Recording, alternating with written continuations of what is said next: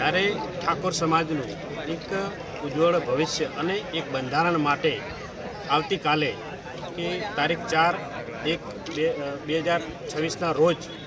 સવારે 10 કલાકે એક સમાજના બંધારણ માટે ખૂબ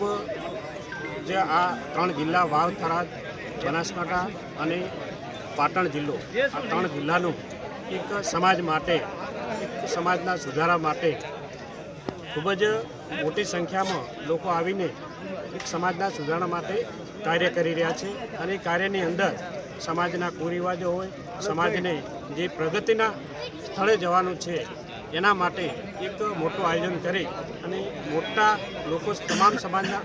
ઠાકોર સમાજના લોકો તમામ હાજર રહી અને આ બંધારણને અમલમાં મૂકી અને